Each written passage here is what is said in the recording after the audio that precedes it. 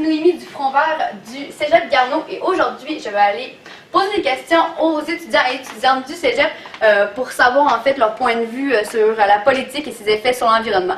Donc, lorsque vous entendez le mot austérité, qu'est-ce qui vous vient en tête? Hausse de scolarité, les manifestations, tout ça. Des coupures. C'est environ ça.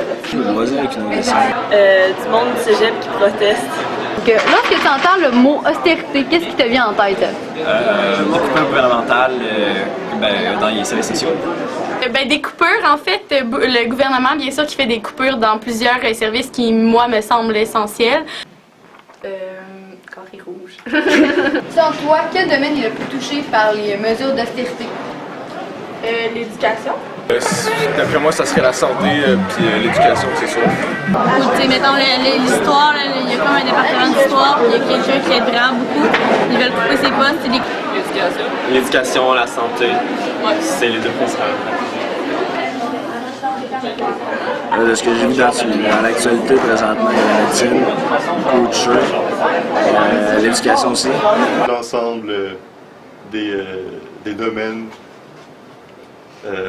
qu'ils soient économiques, sociaux, environnementaux, les droits des femmes, tout ça va être affecté. Selon vous, quel domaine est le plus touché par les mesures d'austérité? L'école. Oui, l'éducation. Selon toi, quelles conséquences environnementales les coupures pourraient-elles causer? D'abord, il y a les coupures dans la recherche.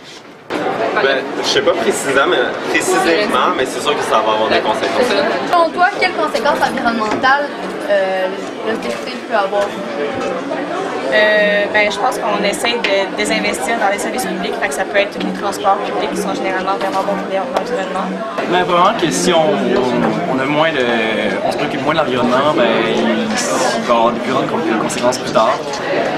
Que penses-tu du fait que le gouvernement a coupé 776 postes chez Environnement Canada? C'est vraiment con. C'est vraiment con pour vrai. C'est sûr que c'est déplorable. J'ai l'impression que, par exemple, il y a des coupures à faire.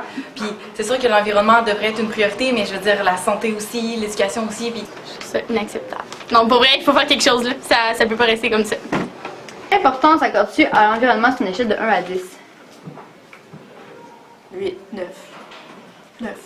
Je sais pas 10, là. 10. Je dirais dans le 7. Je trouve ça quand même important justement de recyclage ou de tout ce qui est par rapport à ça. 9. Un bon 7. En bref, l'austérité, c'est de couper dans les programmes du gouvernement, surtout les programmes sociaux, pour atteindre un équilibre budgétaire puis réduire la taille de l'État. En effet, il y a plusieurs domaines qui sont touchés par l'austérité, comme la santé, La culture. l'éducation et plusieurs autres. Bien que les coupures dans les services sociaux sont les plus médiatisées, vous seriez surpris d'apprendre que c'est l'environnement qui est le domaine le plus touché par l'austérité. Plusieurs postes de scientifiques et de spécialistes environnementaux sont coupés, ainsi que des gardes de chasse qui veillent à la protection de la faune et la flore. En effet, l'austérité s'inscrit dans une logique néolibérale qui est adoptée par les gouvernements provinciaux autant que fédéral, ce qui pose une sérieuse menace pour l'environnement. Cette logique axée sur le court terme a entre autres fait en sorte que le gouvernement Harper a décidé de se retirer du protocole de Kyoto en 2012.